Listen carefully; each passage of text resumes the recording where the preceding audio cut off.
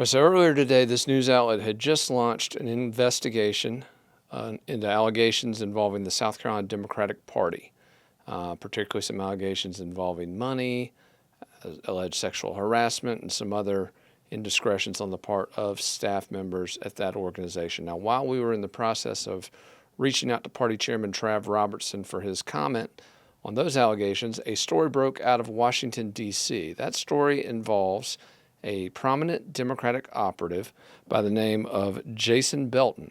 Now, Belton is linked to a lot of folks in party politics in South Carolina. He's currently the campaign manager for Crystal Matthews, who is running for United States Senate against incumbent Tim Scott.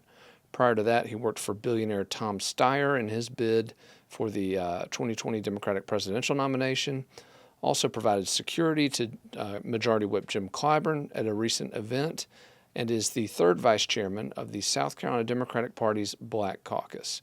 Now, the head of this event, incidentally, is a guy named Brandon Upson, who, if readers of this news outlet will recall, his group was controversially honored by the South Carolina House of Representatives earlier this year for its voter outreach efforts. However, when House members found out exactly what kind of voter outreach this group was doing, exclusively partisan outreach, they withdrew their endorsement, or attempted to anyway. They'd already passed the bill.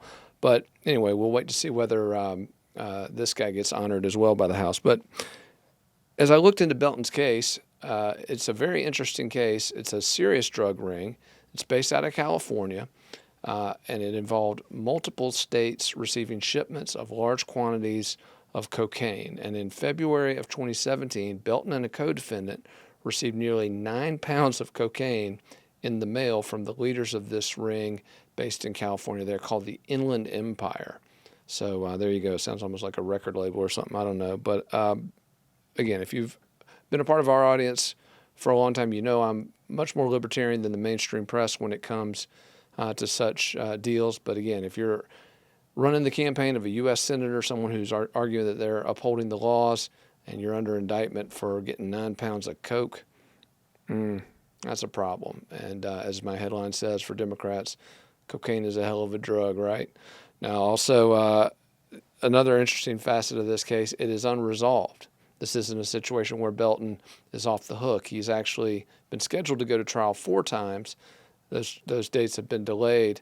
The latest trial date for him is set for August of this year. And according to the Free Beacon, this is very interesting, his lawyer has petitioned the court so that taxpayers are going to fund his airfare, his hotel bill, and a nice per diem while he stands charged on these cocaine trafficking, or stands trial on these cocaine trafficking charges out in California.